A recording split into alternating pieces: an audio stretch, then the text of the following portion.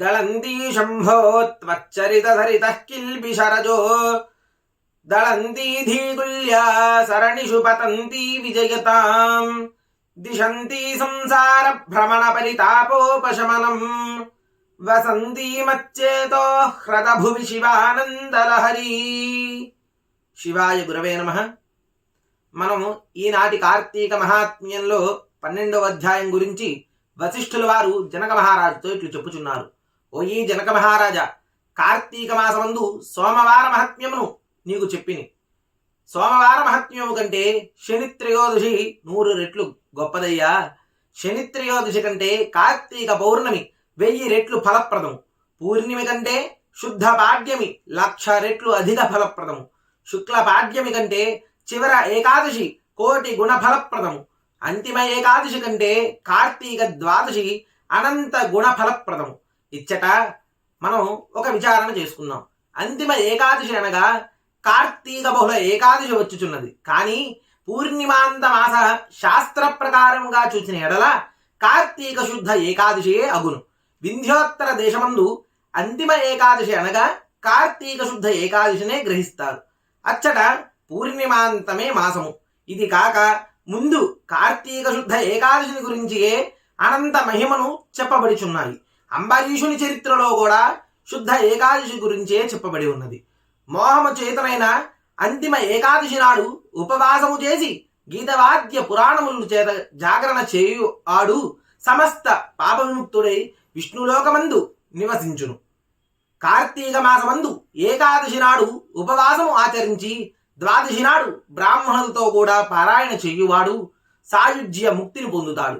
కార్తీక మాసమందు ద్వాదశి నాడు అన్నదానము చేయువానికి సమస్త సంపత్తులు వృద్ధి పొందుతాయ్యా. సూర్యగ్రహణమందు గంగా తీరమున 1,000,000 బ్రాహ్మణులకు భోజనము పెట్టిన పుణ్యము ద్వాదశి నాడు ఒక్క బ్రాహ్మణునికి అన్నం పెట్టినా లభిస్తుంది. 1000 గ్రహణములను 10,000 వ్యతిపాత యోగములను 1,00,000 అమావాస్యలను కలిపితే ద్వాదశి వ్రతఫలానికి 16 వంతు కూడా చాలవు. పుణ్యమనిచ్చడు తిథులు అనేకములున్నవి. కానీ ద్వాదశి శ్రీహరికి ఎంతో ప్రీతికరమైనటువంటి తిథి. అందున అధిక ఫలప్రదమిచ్చుటి తిథి. క్షీరాబ్ది ద్వాదశి అని ఈ ద్వాదశికి నామము. ఈ ద్వాదశి తిథికి శ్రీహరి దేవత. కార్తీక శుద్ధ ద్వాదశి నాడు అనగా ఏకాదశి నాడు రాత్రి యామముండగా హరి పాలసముద్రము నుండి నిద్రలేచుగాన ఆ ద్వాదశిని హరిబోధిని కూడా అనబడును. ఆ ద్వాదశి నాడు ఒక బ్రాహ్మణునికైనను అన్నదానం ఆచరించువాడు ఇచ్చట భోగములను పొంది అంత్యకాలమందు హరి సన్నిధిని పొందుతాడు. కార్తీక మాసమందు ద్వాదశి నాడు పెరుగు అన్నమును దానము చేసిన ఎడల సమస్త ధర్మముల కంటే అధిక ఫలమును ఇచ్చేది. స్త్రీ గాని పురుషుడు గాని కార్తీక శుక్ల ద్వాదశి నాడు పాలిచ్చడి ఆవునకు బంగారపు కొమ్ములు వెండి డెక్కలను చేయించి పెట్టి పూజించి దూడతో కూడా గోదానం ఆచరించిన ఎడల ఆ గోవుకు ఎన్ని వేల వెంట్రుకలుండునో అన్ని వేల ఏండ్లు స్వర్గ నివాసము కలుగుతుంది. కార్తీక మాసమందు ద్వాదశి నాడు భక్తితో వస్త్రదానము ఆచరించువాడు పూర్వజన్మార్జిత పాపములను నశింపజేసుకుని వైకుంఠలోకమునకు పోతాడు. ఇందుకు సందేహమే లేదు.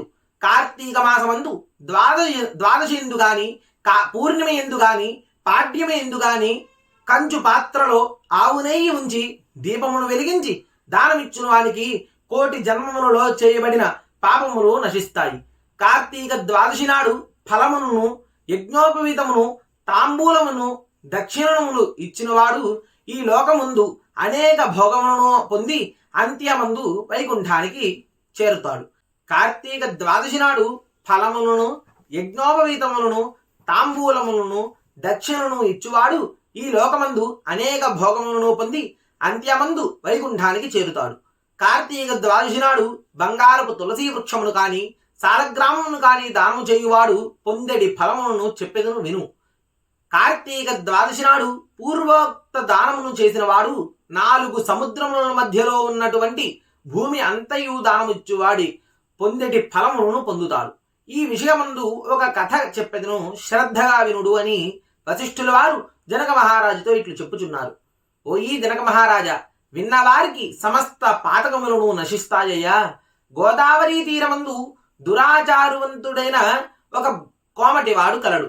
అతడు స్వల్ప దానమైనను చేయుట ఎరుగడు. తానైనను అనుభవించటయే లేదు.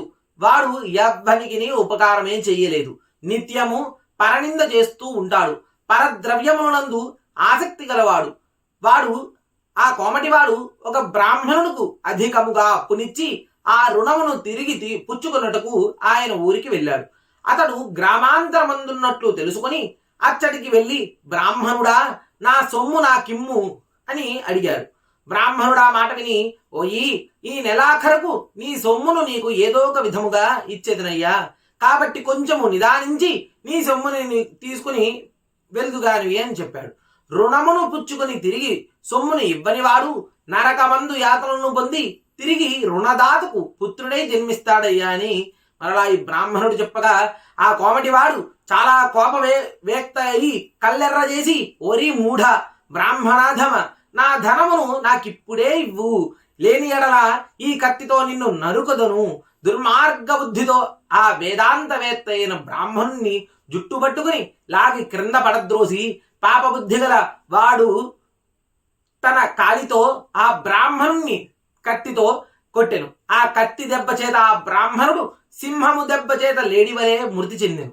తరువాత కోమటి రాజదండన వచ్చునని భయముతో అచ్చటి నుండి పరిగెత్తి ఇంటికి పోయి బ్రాహ్మణుణ్ణి చంపినానని కూడా సిగ్గు లేకుండా సుఖముగా ఉండి కొంతకాలమునకు ఆ కోమటివాడు మృతి చెందాడు.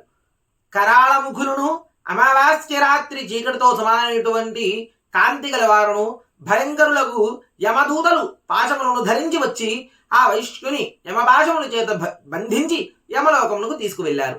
అచ్చట భయంకరమైన రౌరవమును నరకమందు యముడి ఆజ్ఞతో బాధిస్తూ ఉన్నారు.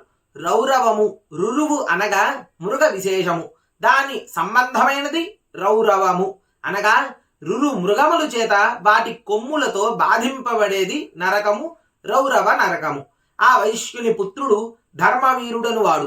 తండ్రి పోయిన తరువాత తండ్రి సంపాదించిన ధనము చేత నూతులు త్రవ్వించి, తోటలు వేయించి, చెరువులు త్రవ్వించి, చిన్న చిన్న నదులకు వంతెనలను కట్టించుచు, ఉపనయనములు, వివాహములు చేయించుచు, యజ్ఞములు చేయించుచు, నిత్యము బ్రాహ్మణులకు అన్నదానము చేయుచు, అన్ని జాతుల వారికి, ఆకలి కలిగిన వారికి అన్నము పెట్టుచు నిత్యము ధర్మములను చేస్తూ ఉన్నాడు.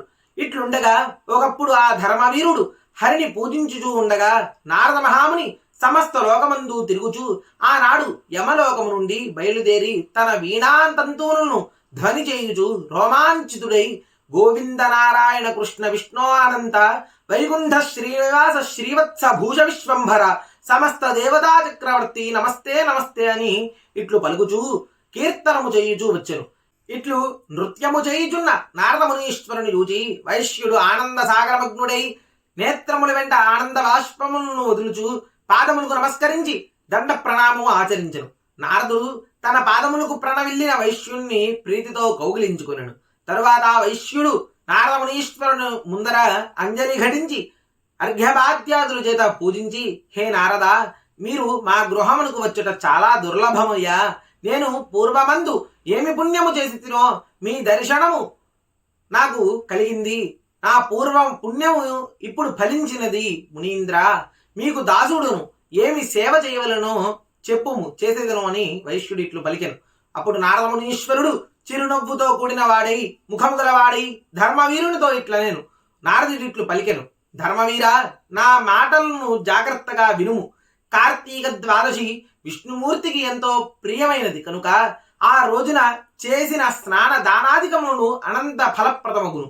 సూర్యుడు తులారాశియందు ఉండగా కార్తీక మాసమందు ద్వాదశి నాడు ధనికుడు గాని, దరిద్రుడు గాని, యతి గాని, వానప్రస్థుడు గాని, బ్రాహ్మణుడు గాని, క్షత్రియుడు గాని, వైశ్యుడు గాని, శూద్రుడు గాని, స్త్రీ గాని సాలగ్రామ దానము ఆచరించు వారికి జన్మ జన్మాంతర కృత పాపమును నశిస్తాయ్యా. ధర్మవీర, వినుము. నీ తండ్రి చచ్చిపోయి యమలోకమందు బాధలు పడుతూ ఉన్నాడయ్యా.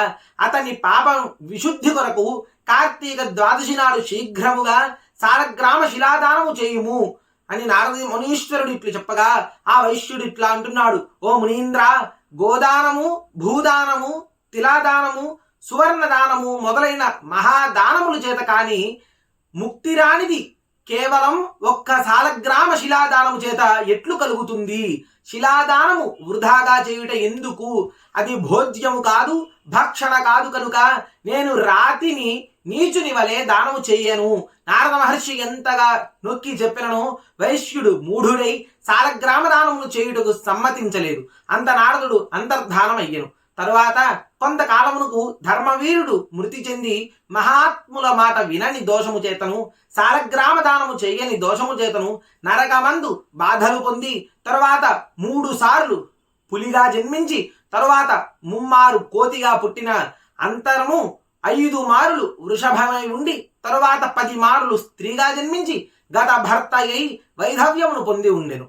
ఇట్లు 10 జన్మలు గడిచిన తరువాత 11వ జన్మందు యాచకుని కుమార్తెగా జన్మించను. తరువాత కొంతకాలమునకు యౌవనము రాగానే తండ్రి తగిన వరుణ్ణి చూసి వివాహము చేసెను. కానీ పూర్వకర్మ వలన ఆ వరుడప్పుడే మృతి చెందాడు. కుమార్తెను మృతి చెందిన అల్లుణ్ణి బంధువులందరూ వచ్చి చూచి అట్టి బాల్య వైధవ్యములకు కారణమును తెలుసుకుని బంధువులందరికీ కుమార్తె యొక్క పూర్వ పుణ్యమును పూర్వ పాపమును చెప్పెను. ఇట్లు చెప్పి కూతురి యొక్క పాపముల నాశనము కొరకు జన్మాంతరార్జిత పాప నాశన సమర్థమగు సాలగ్రామ దానమును కార్తీక సోమవారమందు వేదాంత అయిన బ్రాహ్మణునికి దానము చేసెను. ఆ సాలగ్రామ శిలా దాన మహిమ చేత కూతురు భర్త తిరిగి జీవించాడు. తరువాత దంపతులిద్దరూ సుఖముగా చిరకాలము ఉండి స్వర్గమునకు చేరారు. అందు బహుకాలము ఆనందముతో ఉండి తిరిగి భూమి యందు జన్మించి బ్రాహ్మణుడై పూర్వ పుణ్యమును చేత వానికి జ్ఞానోదయం అయ్యను.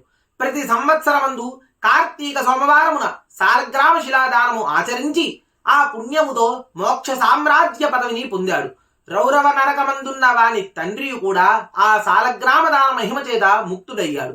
కాబట్టి ఓయి జనక మహారాజా, కార్తీక మాసమందు సాలగ్రామ దానము చేత హరి సంతోషించునయ్యా, ఇందుకు సందేహమే లేదు.